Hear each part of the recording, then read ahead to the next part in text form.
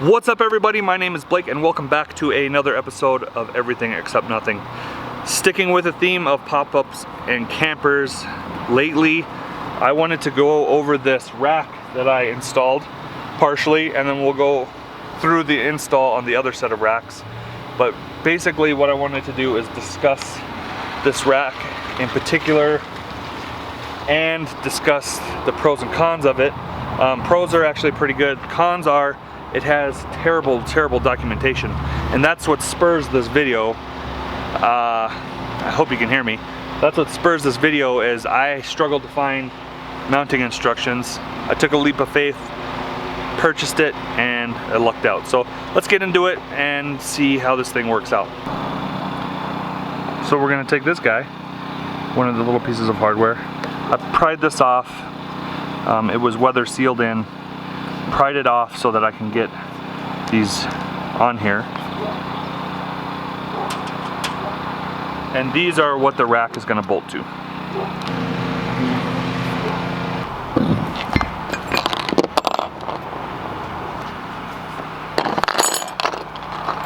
Alright, so it's quieted down a little bit, so we're going to go ahead and go over the install of this rack. We'll start from fresh here. So the primary pieces of the rack are this piece here. This is the piece that I was unsure of when I bought it. I didn't know if this was going to be able to mount to my rack, my railing system. I'm fortunate enough to have a railing system, but that was the piece of information that I couldn't find online whether or not this came with. I saw a picture of this and hoped that this would allow me to be able to mount it to the rail, but nonetheless it's going to work out. So I guess going into that, they have various different types of hardware. So they have these square nuts with these tiny machine screws to mount to a rail. Then they have these self-tapping screws, as well as these like tiny lag bolts that you can drill all the way through, and then washer and nut on each side and kind of hold it all together. If you're gonna go that route, make sure that you seal everything off real good. In this particular case, I don't need to do that, so we're not going to. So this looks like it was designed to work perfectly if it was facing this way. The holes line up, everything jives. So either these rails were installed inversely, or they're installed correctly and it just doesn't work out. So the block will make it so that it works. So I pre-installed these here. I slid them down from the other end on the side that I already did, and then the block is going to go right here. Now this hardware kit, it is a hodgepodge. The rail system comes with these tiny screws, so I had to buy new screws to make it work with this block. It does not come with hardware long enough that, as you can see, it doesn't even go through. So by the way, these are metric number 6 by 1.0, and I got a 30 millimeter long one, and I'm going to go ahead and install that into here right now. So here's the screws. I bought 8 of them.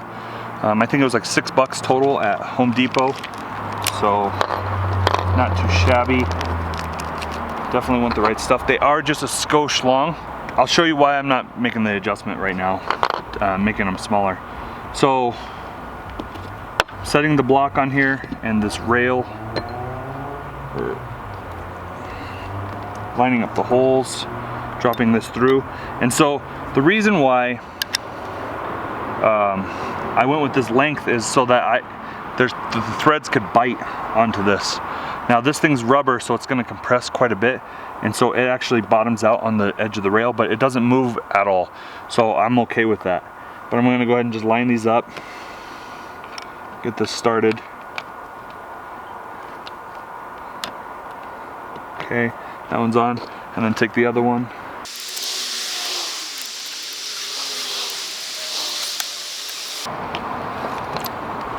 Alright, so they're both started.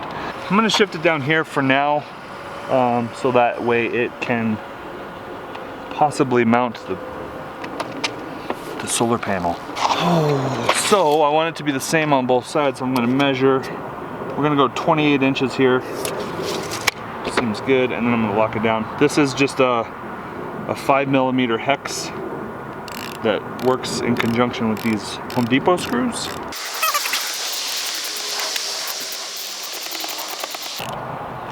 Okay, side note, this hardware is junk. This here, we'll get to this one here, but I've stripped all of these out. So there's just, it's soft metal, it's stretched. So if you're gonna use this hardware, then tighten it hand tight, but don't over crank it. Scares me though, because it's gonna be going down the road and there's a lot of vibration, but I'm probably actually gonna just change the hardware out later.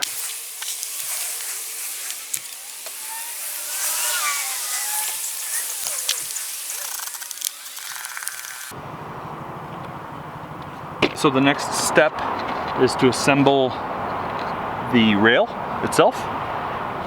And so you have the male and the female part here. This guy has threads in it, and they have a detent screw right here that locks it in place. So I just, knowing from what little I got out of the instruction manual as well as the setup I already have, I made the gap 3 inches. And I'm just gonna go ahead and do that again so that it's uniform.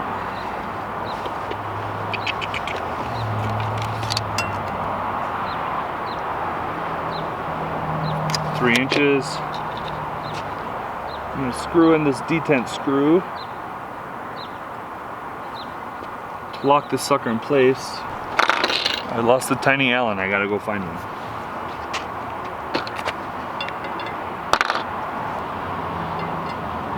Bingo bango.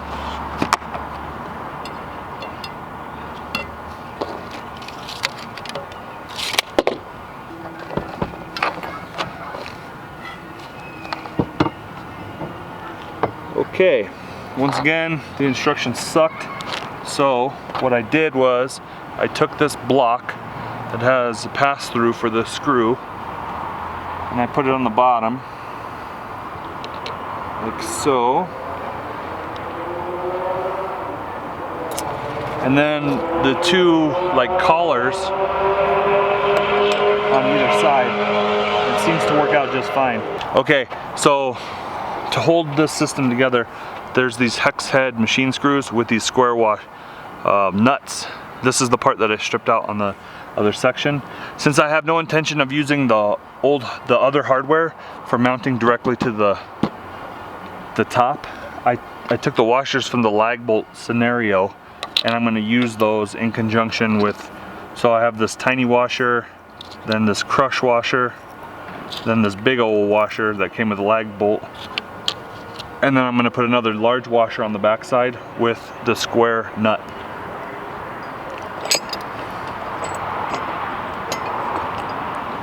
One of my friends told me a long time ago when I was in actually mechanic school that you should always put the bolts in this way, so that if anything spins out or comes loose, then you still have the bolt with all the force, the wind force or whatever. You're usually typically moving forward. It's gonna drive that and keep that. You're likely to save your hardware that way. Okay, so I got that. Just from knowing on the other side, this was 1.5 inches, so I'm gonna go ahead and shift it. Essentially, what happens is this thing's built, if I were to crush that centerpiece so that there's no gap in the middle, it would go edge to edge.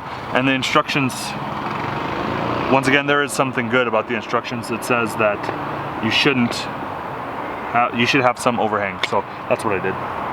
Okay, so a 13mm wrench works on this square washer, so that's what I'm going to use. Same 5mm hex head. The kit does, see, I stripped it. The kit does come with Allen keys or Allen tools, so you can put this together. You will want like either this wrench or you know, like a vice grips or channel locks or something to hold this back square nut. But I stripped it. This is the third one I've stripped. Let's try the other side to see if I can. Dang it.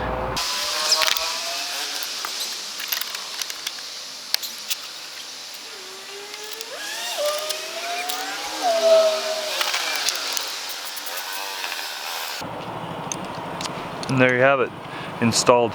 So the moral of the story is that this sport rack I got on Amazon, check it out, link below, will work on a rail system. That was the big variable. It will also work if you're interested in doing this if you don't have rails, if you're gonna either screw it to it or lag bolt through the top of it. This thing does have quite a large hardware selection, but the hardware is junk. Does not work that well. Stripped everything out. So it's all getting replaced anyway. But, and the other thing is if you do have rails, make sure you go and buy longer screws here. Unless there's some configuration that I assembled it poorly, but I don't think so. And so now I think this thing can hold the paddleboard and the solar panel. All right, so if you guys found this video helpful or if you liked it, please hit the like button and subscribe, as it does help the channel. And I will catch you guys on the next one.